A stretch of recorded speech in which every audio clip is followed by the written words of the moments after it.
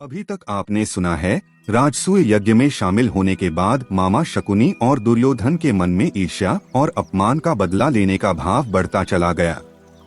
अब आगे हस्तिनापुर पहुंचने के बाद भी शकुनी की आंखों के सामने से युधिष्ठिर का राजवैभव हट नहीं रहा था।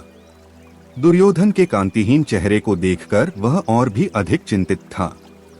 एक दिन अवसर देखकर उसने धृतराष्ट्र से कहा, जीजाश्री, जब से दुर्योधन इंद्रप्रस्थ से लौटा है अत्यंत चिंतित और दुखी दिखाई देता है। आपने क्या उससे पूछा कि ऐसा क्यों है?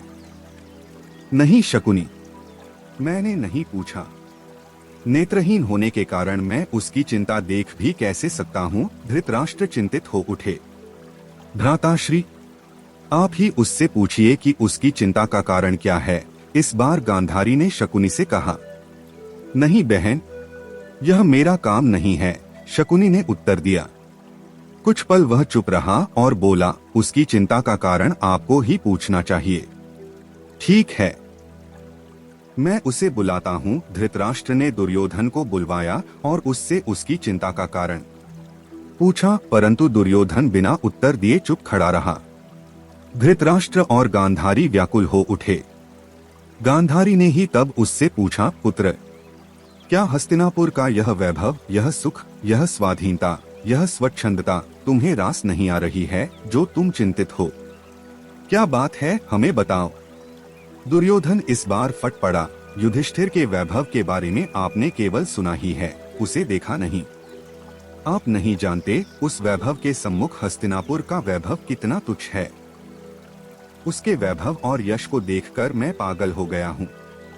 ऐसा नहीं कहते पुत्र, गांधारी बोली, युधिष्ठिर भी तो तुम्हारा भाई है। माते, वह सब तो ठीक है, परंतु वहाँ पांडु कुमारों और उस द्रौपदी ने वैभव के मद में मेरा जो अपमान किया है उसे मैं जीवन भर नहीं भूल सकता। इससे तो अच्छा है कि मैं अपने जीवन का अंत ही कर डालूं। इतना दुखी मत हो पुत्र, धृतराष्ट्र बोले, असंतोष की कोई सीमा नहीं होती। धैर्य धरो। जिसे तुम अपमान समझ रहे हो वह उनका परिहास भी तो हो सकता है। मैं उसी परिहास का बदला चाहता हूँ पिताश्री। दुर्योधन बोला, आप युधिष्ठिर को द्यूत क्रीड़ा के लिए यहाँ निमंत्रित कीजिए। मैं जुए में उनका सारा वैभव, सारी संपदा, सारा राज्य उनसे जीत लूंगा। नहीं पुत्र, जुए का परिणाम कभी भी हितकर नहीं होता। गांधारी शीघ्रता से बोली। बहन, जुआ दुर्योधन नहीं, मैं खेलूंगा इसकी ओर से। बहुत देर से चुप बैठा शकुनी बोला, तुम देखना, पांडव मेरे से जीत नहीं पाएंगे। नहीं नहीं, मैं द्यूत क्रीड़ा के लिए पांडवों को आमंत्रित नहीं कर सकता। धृतराष्ट्र बोले, जुए का खेल शत्रुता उत्पन्न करता है। पिताश्री, मैं भ्राताश्री युधिष्ठिर से किसी शत्रुता के लिए इस द्यूत क्रीड़ा का आयोजन नहीं कर रहा हूँ। इस पर भी यदि आपने युधिष्ठिर को द्यूत क्रीड़ा के लिए निमंत्रण नहीं भेजा तो मैं इसी समय अपने प्राण त्याग दूंगा। धृतराष्ट्र और गांधारी का मन आशंका से कांप उठा। पुत्र प्रेम के सामने वे कमजोर पड़ गए। बोले, ठीक है, मैं विदुर से बात करके संदेश भेज दूंगा। तुम सभा मंडप तैयार कराओ।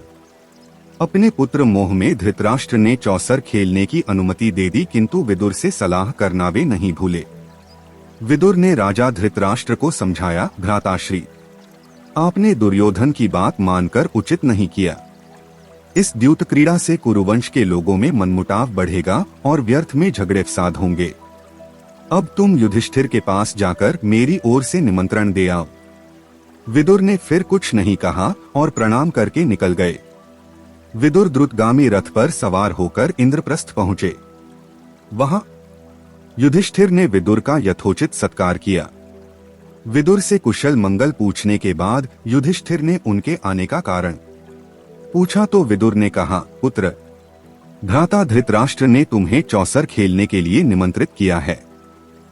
अपने भाइयों के साथ जाओ और वहां चौसर खेलो। काकाश्री, चौसर का खेल अनर्थ की जड़ है, फिर भी आप मुझसे इसे खेलने के लिए कह रहे हैं? युधिष्ठिर ने पूछा। जानता हूँ पुत्र, किंतु मैं राजाज्ञा से बंधा हूँ, इसीलिए आना पड़ा।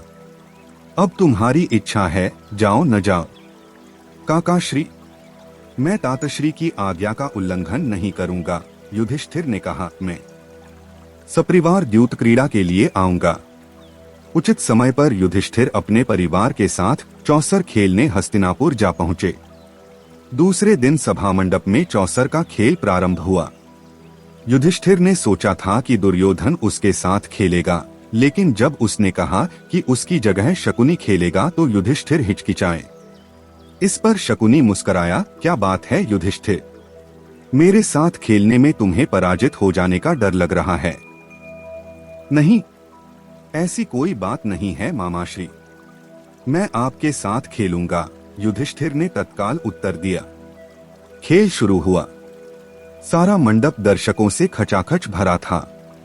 पहले रत्नों की बाजी लगी, फिर सोने चांदी के खजानों की, उसके बाद रथों, हाथियों और घोड़ों की। तीनों दाव युधिष्ठिर हार गए। युधिष्ठिर ने अपने सेवकों को दाव पर लगाया, उन्हें भी वे हार गए।